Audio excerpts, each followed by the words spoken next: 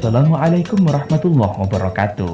Selamat datang di channel kesayangan Anda, Owner Media. Jangan lupa dukung terus channel ini dengan cara subscribe, like, dan share video ini agar bisa bermanfaat untuk yang lain.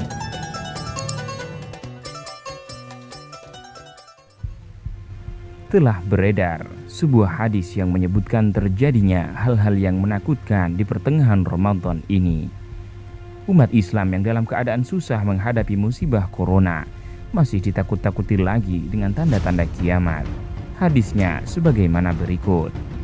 Diriwayatkan dari sahabat Nabi Abdullah bin Mas'ud yang pernah mendengar Nabi Muhammad SAW bersabda demikian. Bila terdengar suara dahsyat terjadi pada bulan Ramadan, maka akan terjadi suatu huru-hara pada bulan Syawal.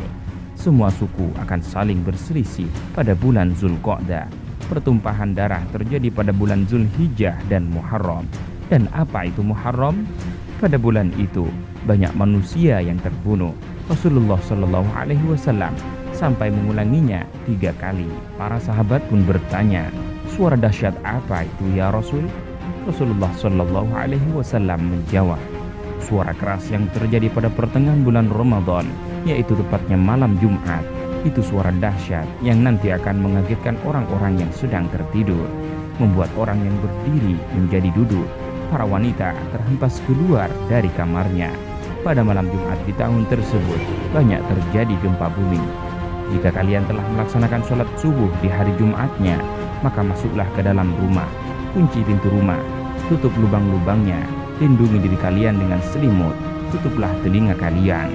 Jika kalian merasakan suara dahsyat, maka agungkanlah Allah dengan bersujud dan berdoa, Subhanal Quddus, Subhanal Quddus, Rabbunal Quddus. Orang yang melakukan hal tersebut itu akan selamat, dan yang tidak melakukannya akan celaka.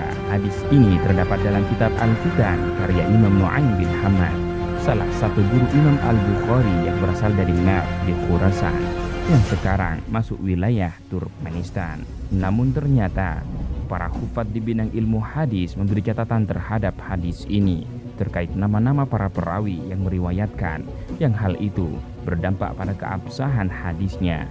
Berikut nama-nama perawinya. Yang pertama, Ibnu Lahiyah. Para ulama menilainya dhaif karena ia memiliki kitab yang terbakar sehingga daya ingatnya menjadi berubah.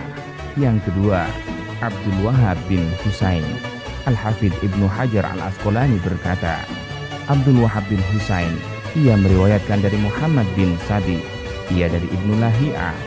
Al-Hakim meriwayatkan satu hadis dari Al-Mustadrak bab Al-Ahwal, ia meriwayatkan karena takjub saja. Abdul Wahab ini tidak diketahui. Az-Zahabi berkata, hadis ini palsu. Yang ketiga, Haris Al-A'war. Terkait perawi yang satu ini langsung dicantumkan oleh Imam Muslim dalam Muqaddimah Sahihnya. Syafi'i berkata bahwa Haris Al-A'war Al-Hamdani ini adalah sangat pembohong. Al-Hafidh Al-Zahabi memberi penilaian tengah-tengah soal perawi ini dalam kitabnya Syiar A'lam An-Nubala. Juz 4 halaman 152, beliau berkata, maksud perkataan Syafi'i bahwa Haris ini pembohong diarahkan sebagai kesalahan, bukan bohong secara sengaja.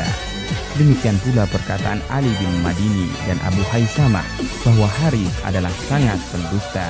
Yahya bin Ma'in berkata, dia terpercaya, dalam kesempatan lain dia tidak apa-apa.